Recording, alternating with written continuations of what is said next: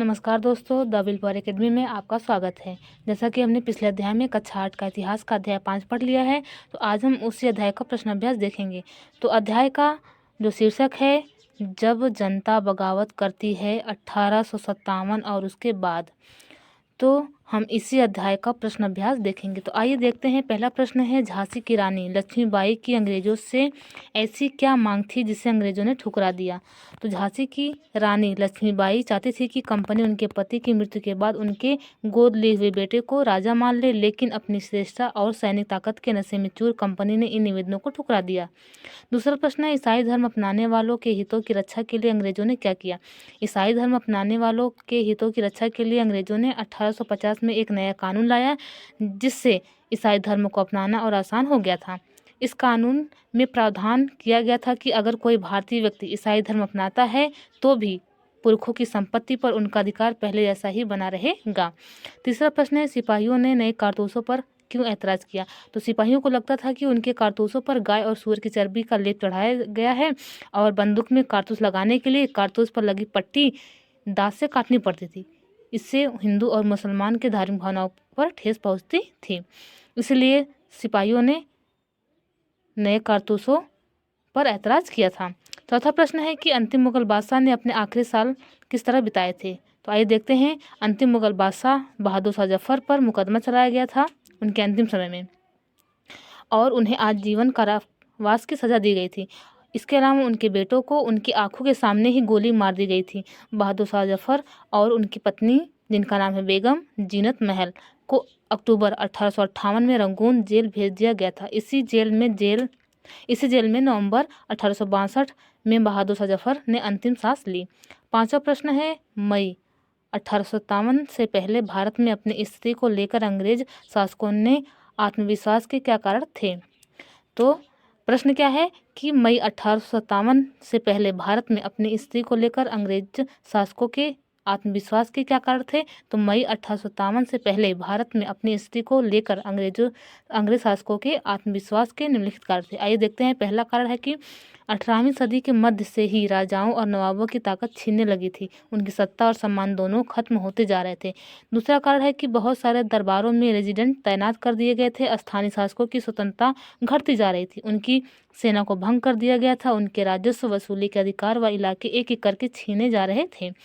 तीसरा कारण है कि बहुत सारे स्थानीय शासकों ने अपने हितों की रक्षा के लिए कंपनी के साथ बातचीत भी की। उदाहरण के लिए पेशवा बाजीराव द्वितीय के दत्तक पुत्र नाना साहब ने भी कंपनी से आग्रह किया कि उनके पिता को जो पेंशन मिलती है वह मृत्यु के बाद उन्हें मिलने लगे। अपनी श्रेष्ठता और सैनिक ताकत के नशे में चूर कंपनी ने इन निवेदनों को भी ठुकरा दिया। चौथा कारण है कि 1801 में अवध पर एक सहायक संधि थोपी गई थी और 1856 में अंग्रेजों ने उसे अपने कब्जे में ले लिया। गवर्नर जनरल डलहौजी ने ऐलान किया कि रियासत का शासन ठीक तरीके से नहीं चलाया जा रहा है, इसलिए शासन को दुरुस्त करने के लिए ब्रिटिश प्रभुत्व जरूरी है। पांचवा कारण है कि कंपनी ने मुगलों के शासन को खत्म करने की भी पूरी योजना बना ली थी। कंपनी द्वारा जारी किए गए सिक्कों पर से मुगल बादशाह का नाम भी हटा दिया गया था। 1849 में गवर्नर जनरल डलहौजी ने ऐलान किया कि बहादुर शाह जफर की मृत्यु के बाद बादशाह के परिवार को लाल किले से निकालकर उसे दिल्ली में कहीं और बसाया जाएगा। 1856 में गवर्नर जनरल कैनिंग ने फैसला किया कि बहादुर शाह जफर आखिरी मुगल बादशाह होंगे। उनकी मृत्यु के बाद उनके किसी भी वंशज को बादशाह नहीं माना जाएगा। उन्हें केवल राजकुमारों के रूप में मान्यता दी जाएगी। छठवां प्रश्न है, बहादुर शाह जफर द्वारा विद्रोहियों को समर्थन दे देने से जनता और राज परिवारों पर क्या असर पड़ा। तो जनता पर असर क्या पड़ा, ये देखते हैं। भारतीय जनता अंग्रेजों की नीतियों से बहुत परेशान थी। जब दिल्ली में सैनिक टुकड़ियों ने लाल किले में घुसकर बहादुर शाह जफर को भारत का सम्राट घोषित कर दिया तो जनता का हौसला बहुत अधिक बढ़ गया और ब्रिटिश शासन के खिलाफ बगावत कर दी।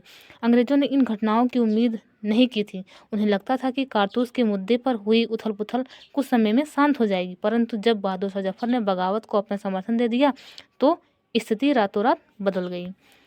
राज परिवारों पर क्या असर पड़ा, देखते हैं। अंग्रेजों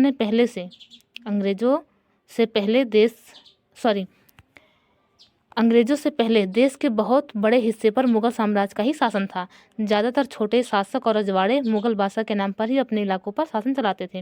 ब्रिटिश शासन के विस्तार से भयभीत ऐसे बहुत सारे शासकों को लगता था कि अगर मुग़ल बादशाह दोबारा शासन स्थापित कर ले, यानी कि अगर मुग़ल बादशाह दोबारा शासन में आ जाए तो मुग़ल आधिपत्य में दोबारा अपने इलाकों का शासन करना उन्हें बेफिक्र तरीके से चलाना संभव हो पाएगा।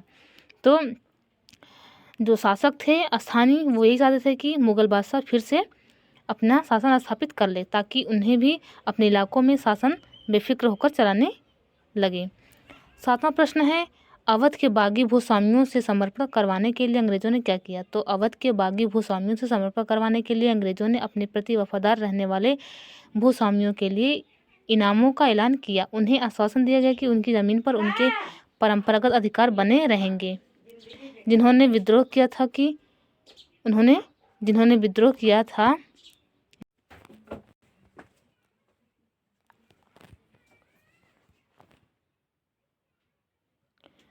अवध के बागी भूस्वामियों से समर्पण करवाने के लिए अंग्रेजों ने अपने प्रति वफादार रहने वाले भूस्वामियों के लिए इनामों का ऐलान किया। उन्हें आश्वासन दिया गया कि उनके ज़मीन पर उनके परंपरागत अधिकार बने रहेंगे। जिन्होंने विद्रोह किया था उनसे कहा गया कि अगर वे अंग्रेजों के सामने समर्पण कर देते हैं और अगर उन्होंने किसी अंग्रेज की हत्या नहीं की है तो वह सुरक्षित रहेंगे और ज़मीन पर उनके अधिकार और दावेदारी बनी रहेगी। इसके बावजूद सैकड़ों सिपाहियों, विद्रोहियों, नवाबों और राजाओं पर मुकदमे चलाए गए और उन्हें फांसी पर भी लटका दिया गया। 8वां प्रश्न है, 1857 की बगावत के फलस्वरूप अंग्रेजों ने अपनी नीतियाँ किस तरह बदल ली? तो 1857 की बगावत के फलस्वरूप अंग्रेजों द्वारा जो बदलाव किए गए वे निम्नलिखित हैं। पहला, ब्रिटिश संसद ने 1858 में एक नया कानून पारित किया और ईस्ट इंडिया कंपनी के सारे अधिकार ब्रिटिश साम्राज्य के हाथ में सौंप दिए, ताकि भारतीय मामलों को ज़्यादा बेहतर ढंग से संभाला जा सके। ब्रिटिश मंत्रिमंडल के एक सदस्य को भारत मंत्री के रूप में नियुक्त किया गया। उसे भारत के शासन से संबंधित मामलों को संभालने का जिम्मा सौंपा गया। उसे सलाह देने के लिए एक परिषद का गठन भी किया गया, जिसे इंडिया काउंसिल कहा जाता था। भारत के गवर्नर जनरल को वायसराय का ओहदा दिया गया। इस प्रकार उसे इंग्लैंड के राजा या रानी का निजी प्रतिनिधि घोषित कर दिया गया। फलस्वरूप अंग्रेज सरकार ने भारत के शासन की जिम्मेदारी सीधे अपने हाथों में ले ली। दूसरा है, देश के सभी शासकों को भरोसा दिया गया कि भविष्य में कभी भी उनके भूक्षेत्र पर कब्जा नहीं किया जाएगा। उन्हें अपनी रियासत अपने वंशजों, यहाँ तक कि दत्तक पुत्रों को सौंपने की छूट दे दी गई, लेकिन उन्हें इस बात के लिए प्रेरित किया गया कि वे ब्रिटेन की रानी को अपना अधिपति स्वीकार करें। इस तरह भारतीय शासकों को ब्रिटिश साम्राज्य के अधीन शासन चलाने की छूट दी गई। तीसरा है, सेना में भारतीय सिपाहियों का अनुपात कम करने और यूरोपीय सिपाहियों की संख्या बढ़ाने का फैसला लिया गया। यह भी तय किया गया कि अवध, बिहार, मध्य प्रांत और दक्षिण भारत से सिपाहियों को भर्ती करने की बजाय अब गोरखा, सिखों और पठानों में से ज़्यादा सिपाही भर्ती किए जाएंगे। तो ऐसा क्यों किया गया कि अवध, बिहार, मध्य प्रांत और दक्षिण भारत से सिपाही की भर्ती कम कर दी गई? क्योंकि इसी क्षेत्र से जो सिपाही अधिक मात्रा में विद्रोह किए थे, तो इन्हीं क्षेत्रों से सिपाहियों का विद्रोह हुआ था। इसीलिए यहाँ की बजाय अब गोरखा, सिखों और पठानों की सिपाहियों की भर्ती की जाने लगी। चौथा है, मुसलमान की ज़मीन और संपत्ति पर बड़े पैमाने पर जब्त की गई और उन्हें संदेह व शत्रुता के भाव से देखा जाने लगा। अंग्रेजों को लगता था कि यह विद्रोह उन्होंने ही खड़ा किया था। 5वां है, अंग्रेजों ने फैसला किया कि वह भारत के लोगों के धर्म और सामाजिक रीति रिवाज का सम्मान करेंगे। 6वां है, भूस्वामियों और जमींदारों की रक्षा करने तथा जमीन पर उनके अधिकारों को स्थायित्व देने के लिए नीतियाँ बनाई गई। तो ये हमारा लास्ट प्रश्न था। Thank you. तो मुझे उम्मीद है कि आपको यह प्रश्न अभ्यास जो हमने पढ़ाया आपको समझ में आया होगा। तो अब हम पढ़ेंगे अगले वीडियो में अगला अध्याय, जो कि अध्याय 6 है। तो मैं आपसे निवेदन करती हूँ, अभी ये चैनल नया है तो आप इस सपोर्ट करिए, चैनल को सब्सक्राइब करें, लाइक करें और शेयर करें। धन्यवाद।